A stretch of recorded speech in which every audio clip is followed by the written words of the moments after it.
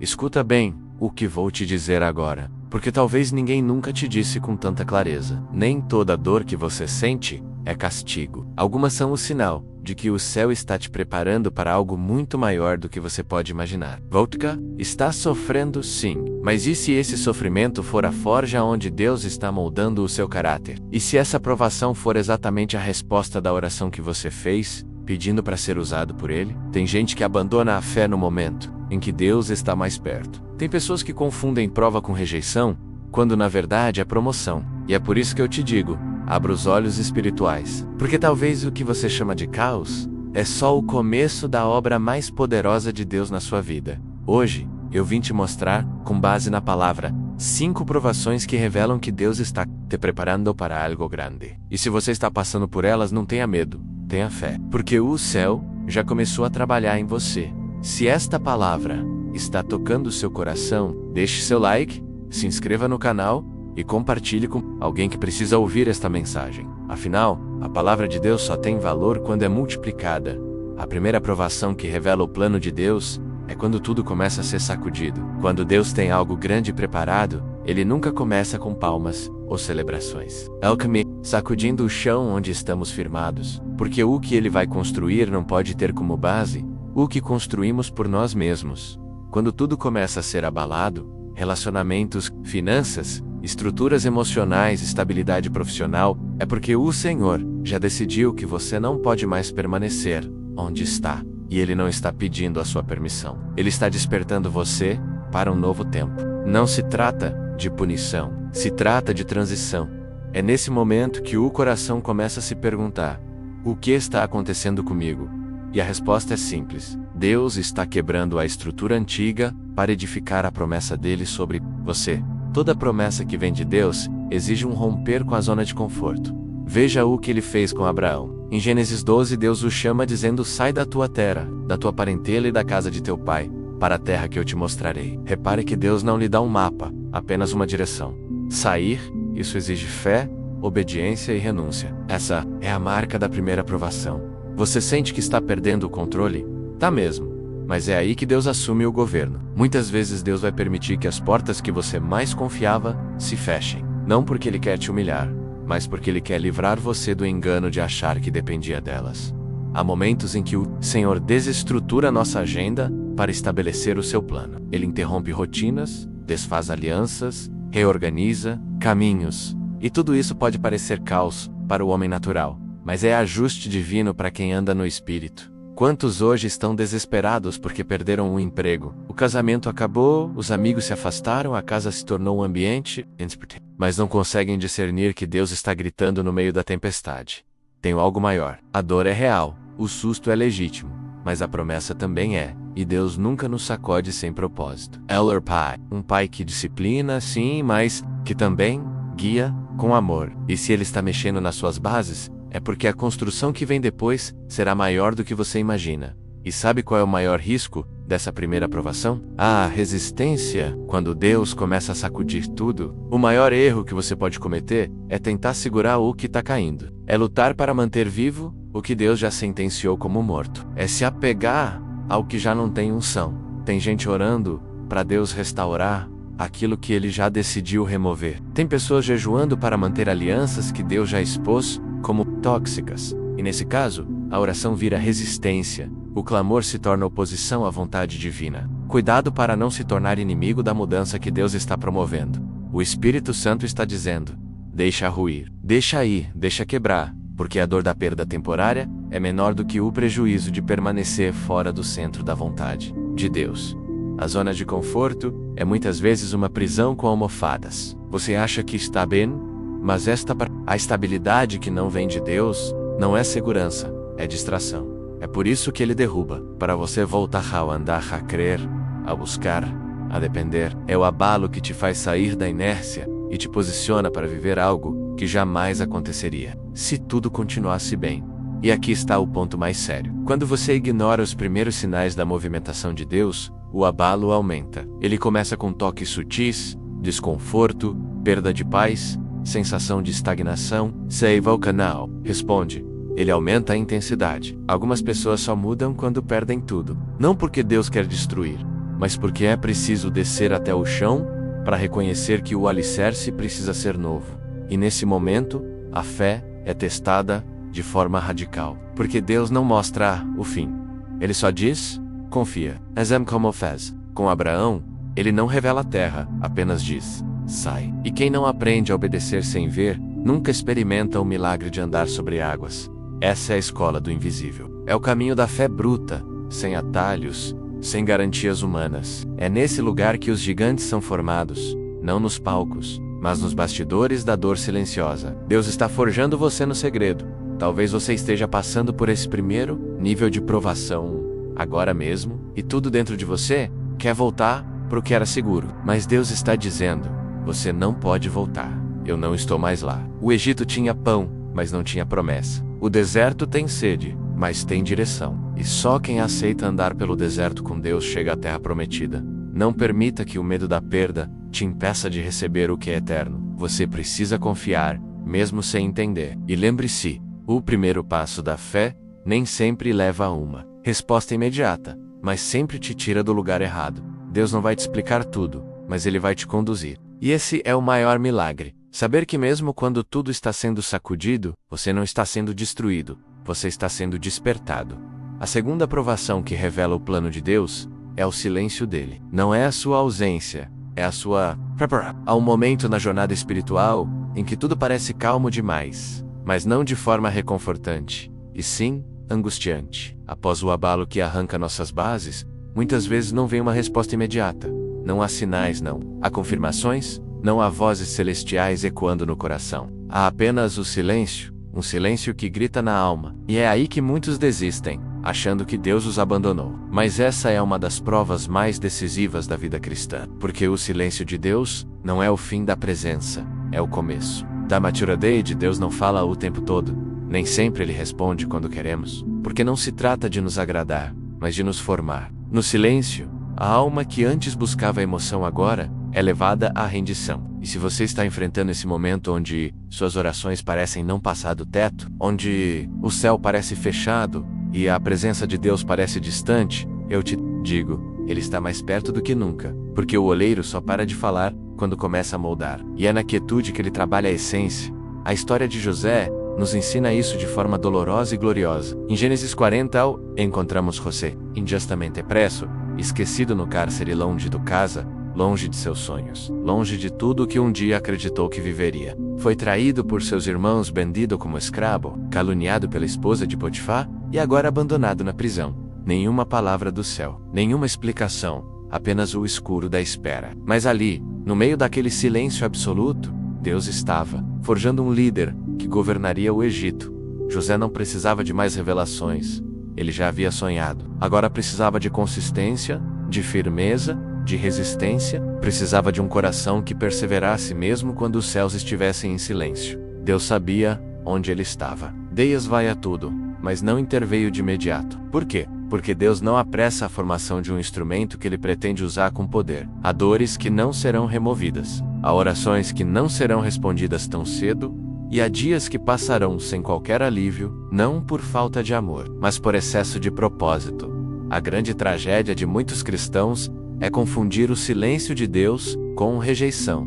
Acham que se Ele não está respondendo é porque não se importa. E é aí que o inimigo se aproveita, lançando setas de dúvida, desânimo e acusação.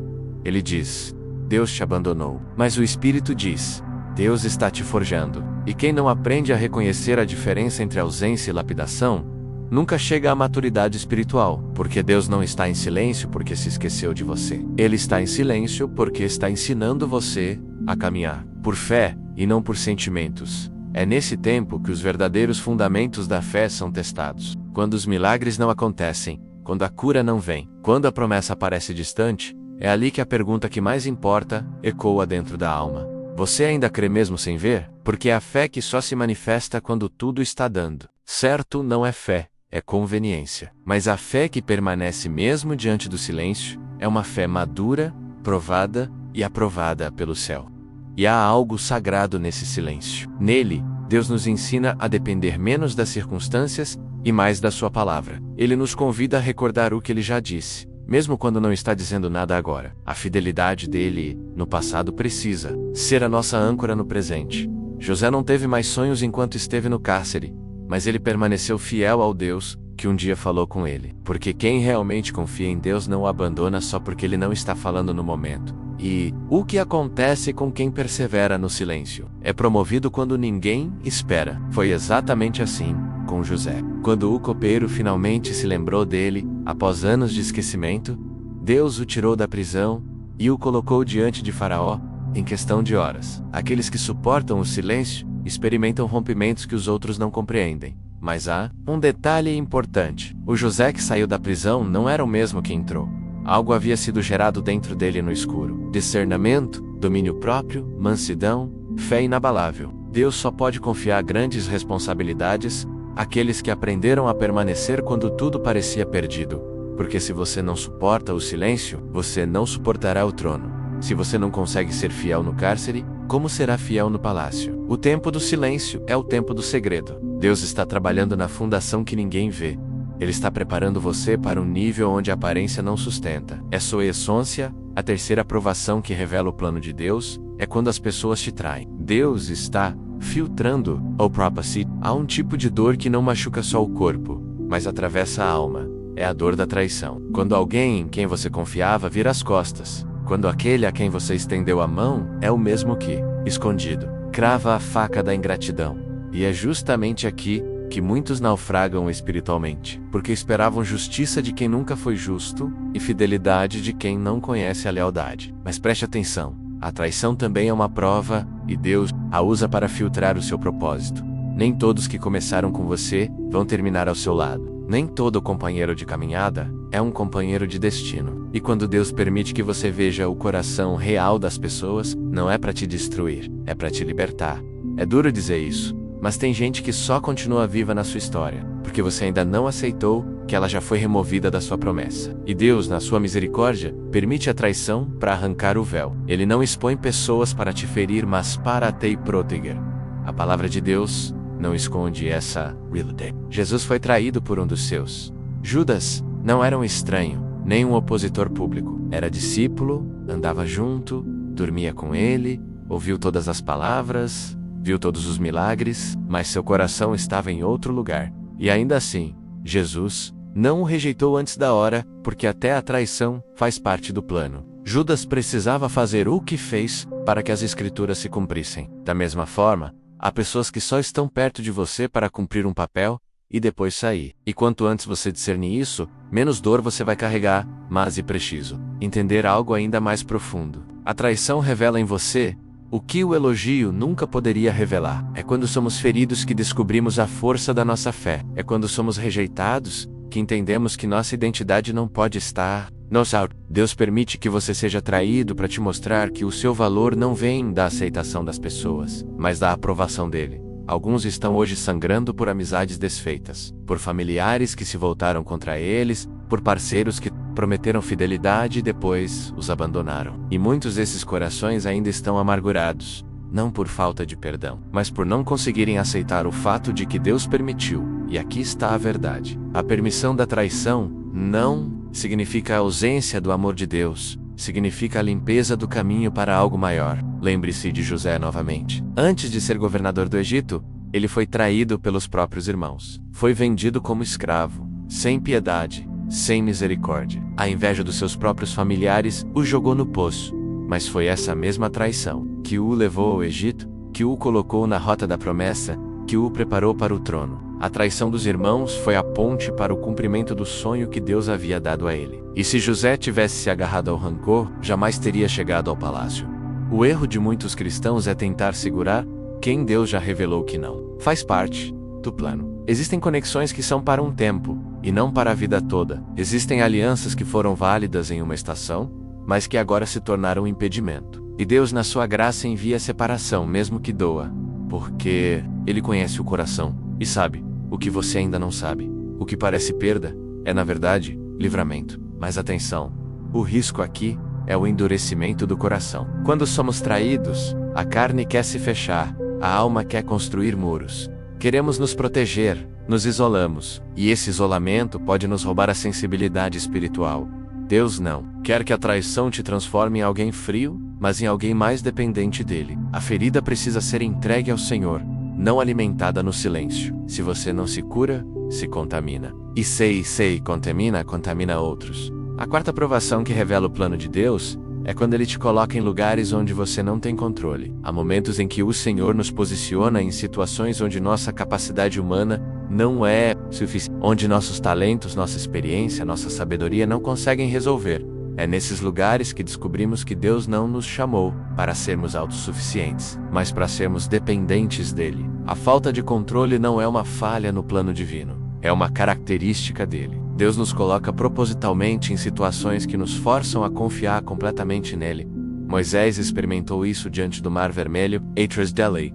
Exército de Faraó se aproximava. À frente, um mar intransponível. Não havia plano B, não havia estratégia humana, não havia saída natural. Era exatamente onde Deus queria que ele estivesse, menos no lugar da dependência total. Foi ali que o milagre aconteceu. As águas se abriram, o povo passou em terra seca, e o nome do Senhor foi glorificado. Mas isso só foi possível porque Moisés estava no lugar onde não tinha controle. Quando Deus nos tira o controle, Ele está nos preparando para ver sua glória. Ele está nos ensinando que nossa força não está em nossa capacidade, mas na capacidade dele operando através de nós. A quinta e última provação que revela o plano de Deus é quando somos chamados a esperar além do que consideramos razoável. Deus tem um tempo diferente do nosso. Seus relógios não batem no mesmo ritmo que os nossos. E há momentos em que Ele nos chama para esperar, além de toda a lógica humana.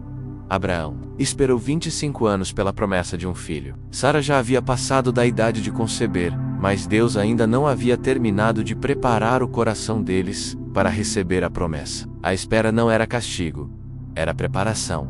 Ana esperou anos por um filho, chorando em silêncio, sendo incompreendida até mesmo pelo marido. Mas quando Samuel nasceu, ele não era apenas um filho, era um profeta que mudaria a história de Israel. A espera de Deus sempre tem propósito. Ele não nos faz esperar por crueldade, mas por amor. Ele sabe que há coisas em nós que precisam ser trabalhadas antes de recebermos aquilo que pedimos. Meus irmãos, se vocês estão passando por alguma dessas provações hoje, não desanimem, não interpretem a dificuldade como abandono divino. Deus está trabalhando em vocês e através de vocês para algo que vai além da compreensão humana. Cada lágrima tem propósito, cada dor tem significado, cada espera tem razão de ser. O Deus que começou a boa obra em vocês é fiel para completá-la. Confiem no processo, mesmo quando não entendem o propósito, se esta palavra tocou seu coração. Deixe seu like, compartilhe com alguém que precisa desta mensagem de esperança e se inscreva no canal para mais conteúdos que edificam a fé. Lembrem-se, vocês não estão sozinhos nesta jornada. O mesmo Deus que esteve com José na prisão, com Moisés no deserto, com Ana na espera, está com vocês hoje.